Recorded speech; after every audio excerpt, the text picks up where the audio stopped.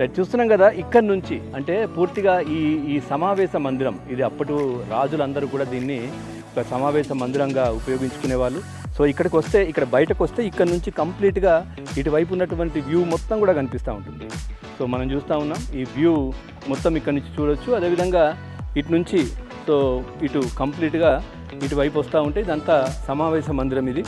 So దీంట్లో ఇక్కడ మనం చూస్తే కనుక ఈ కట్టడం కూడా చాలా పటిష్టంగా చాలా దృఢంగా ఏ విధంగా అంటే ఏదైతే డంగు సున్నం అని చెప్తూ ఉంటారు, డంగు సున్నం అవన్నీ ఉపయోగించి కట్టినటువంటి కట్టడం ఇదంతా.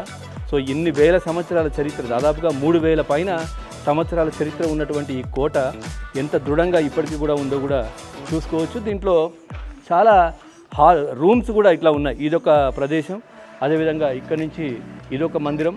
సో ఇట్లా దీంట్లోనే ఒక 4-5 హాల్ ఈ విధంగా ఉన్నాయి. ఇక్కడ మొత్తం వీళ్ళు సమావేశ మందిరాలు కావచ్చు. పైకి వెళ్ళే దారి కూడా ఇక్కడ నుంచి ఉంది. సో దాంట్లో నుంచి పైకి వెళ్ళే దారి సో ఇక్కడ మనం చూసుకోవచ్చు.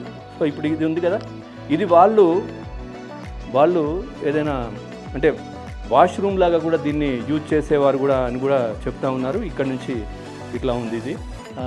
మెట్లు కూడా ఉన్నాయి ఇక్కడ నుంచి. మళ్ళీ ఇక్కడ నుంచి పైకి వెళ్ళడానికి మెట్లు ఇక్కడ ఇచ్చారు. సో ఇక్కడ నుంచి పైకి వెళ్ళడానికి దారి కూడా ఇక్కడ ఇచ్చారు.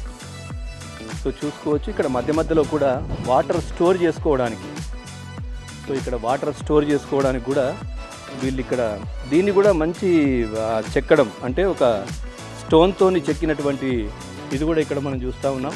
సో మధ్య మధ్యలో సెక్యూరిటీ కోసం అంటే భటులు నిలబడే విధంగా కూడా చుట్టూ కూడా వాళ్ళు నిల్చోవడానికి కూడా దీంట్లో ఏర్పాటు చేసినటువంటి దృశ్యాలు ఇక్కడ మనం చూస్తూ ఉన్నాం. సో ఇక్కడ నుంచి కూడా ఇటు చూసుకోవచ్చు. ఇదంతా కాంపౌండ్ వాల్, ఇదంతా కూడా కాంపౌండ్ ఉండేది. సో మధ్య మధ్య నుంచి కూడా అటువైపు నుంచి సెక్యూరిటీ పర్పస్గా అంటే దీంట్లో నుంచి బయటకు చూసే విధంగా కూడా దీంట్లో వెంటిలేషన్ కోసం కూడా ఏర్పాటు చేశారు. సో పూర్తిగా రాతి కట్టడం.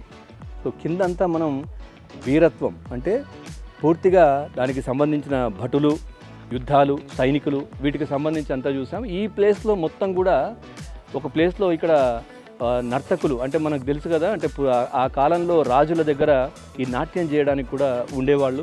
సో వాళ్లకు సంబంధించినటువంటి ఏరియా కూడా ఇక్కడ దీంట్లో ఏర్పాటు చేశారు.